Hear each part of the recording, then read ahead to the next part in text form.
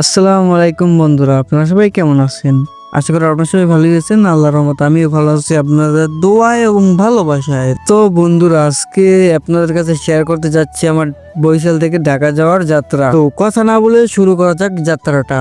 তো আপনাদের সাথে কথা বলতে বলতে চলে আসলাম ক্লাবগঞ্জ পেরিয়ে খেয়াঘাট। খেয়াঘাট থেকে আমাদের যেতে হবে বাবুগঞ্জ। এখান থেকে আমাদের খেয়া পাওয়া যায় না, সেজন্য আমাদের বাবুগঞ্জে খেয়ার জন্য অপেক্ষা করতে হবে। এখন রওনা করে দিলাম খেওয়ার উদ্দেশ্যে, আমি, তানভীর এবং ভাইয়া।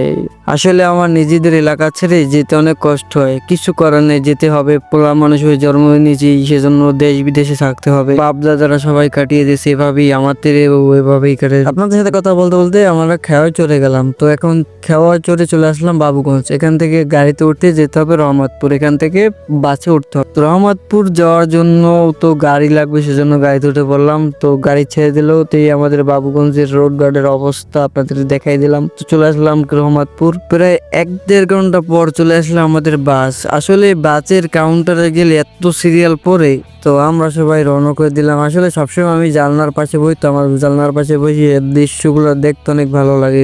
আপনাদের কাছে একটু শেয়ার করে দিলাম। দেখতে পাচ্ছেন কত সুন্দর গাছপালা। যারা যারা বরিশালে আসেন নাই ঘুরতে, অবশ্যই বরিশালে আসবেন। তো দেখতে দেখতে দেখা চলে আসলাম। তো আরো কিছু ক্লিপ ছিল, সেগুলো অ্যাড করে নেই, একটু ভিডিওটা বোরিং হবে সেজন্য। তো সবাই ভালো থাকবেন, সুস্থ থাকবেন। আসসালামু আলাইকুম রহমতুল্লাহ।